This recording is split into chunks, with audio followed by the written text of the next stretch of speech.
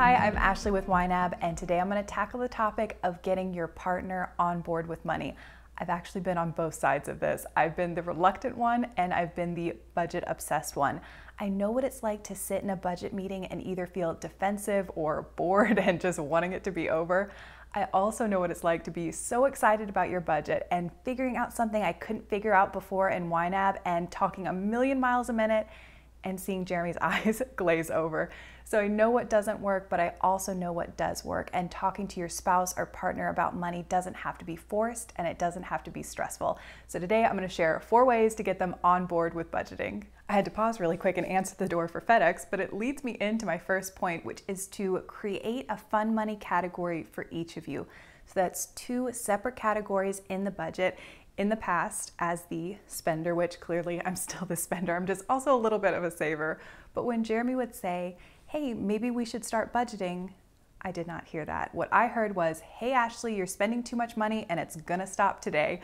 So before we even got started, I was already on the defensive and I was already for sure that this was gonna be the worst experience ever. By giving them their own spending money, you're showing them that this budget is not the end of anything fun and exciting in their life. The package that just arrived for me is another camera lens. That's what I really like. I like camera gear and I like skincare. And here's a big key with this point, and that is let them have their fun money and don't say anything about what they spend it on. So even though I have other camera lenses, this is what I prioritize. This is what is exciting to me and what I like to do in my free time, so it's perfectly fine. And that means if he decides to spend his on mounts in World of Warcraft, all I say is, wow, that is a super cool bronze dragon. So let them spend on whatever they want and don't make them justify their purchases to you. Tip number 2 is to save up for something that's important to your partner. When I first downloaded YNAB, Jer was pretty skeptical. He was overseas at the time, and I remember trying to tell him all about this new app and how amazing it was. And I think he thought it was a phase, something I was going to be excited about for a couple weeks, and it was going to fizzle out like it had in the past.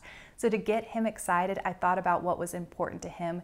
He loves vacation and travel, and he loves gaming. So I made sure that those categories were in the budget, and every time we got paid, I add little amounts to both of those categories. I never wanted him to worry I was gonna start slashing the budget and tell him he was gonna have to get rid of certain subscriptions. Instead, I wanted him to get excited. And I did that by showing him the progress and the categories that matter to him. Take a second right now and think about your life. Is there something that they've been talking about that you just haven't been able to afford? Either something that needs to be replaced, something to upgrade, a hobby that they've been talking about, and start saving for it today.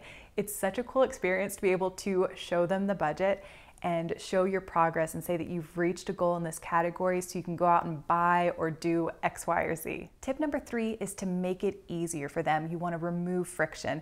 Jared's currently traveling, but we were on FaceTime last night and I told him I was going to film this video today, and I said, what really was it that got you on board?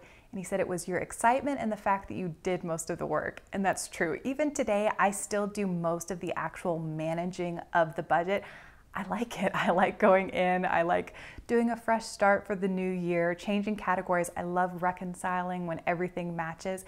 And it's enough for me that he enters in his transactions when he's out and about and that he checks the budget. And we've been in Best Buy many times where he's either asked me or pulled out his phone to see how much is in a certain category. So this is going to change depending on the couple. It's something that you have to work out yourselves, but I say especially in the beginning, make it as easy as possible so that they can buy into the budget. And then once they see how powerful it is, maybe they'll want to have a little bit more responsibility. The last tip I have for you is to have a regular budgeting date. And the frequency will depend on you all and your lives, but let's just say it's the first Friday of every single month. I would make it as much fun as possible. Make their favorite meal, go to your all's favorite restaurant or coffee shop, and let it be a time where you really dream about the future. A budgeting date is the perfect time to evaluate whether or not your money is still aligned with your priorities. I noticed a big difference in our communication. Before, it was like 2 separate people. I was the spender, he was the saver. Now, when we have these budgeting dates, We're two people on the same team, and we're making sure that our budget is working for us and that we're creating the life that we want. In our budgeting dates, we don't just have YNAB pulled up. He still loves his spreadsheets, some of those same spreadsheets that used to fill me with dread, but I don't want to change him. Each of us, everyone, brings different strengths and weaknesses into a relationship, and one of his strengths is that he can pull me out of the weeds. Sometimes I get lost in looking at the day-to-day things, and he has a much more broad, overarching perspective to make sure that our budget is working in the long term. So I really appreciate that. So I hope these tips got you thinking, and if you have been through this yourself and you have any tips that you'd like to share, please leave those in a comment down below so that we can all learn from each other. We have some fantastic articles on the blog about different ways to budget with another person, so I'll put links to those in the description box. But thank you so much for watching today, and we'll be back with more personal finance and budgeting videos very soon.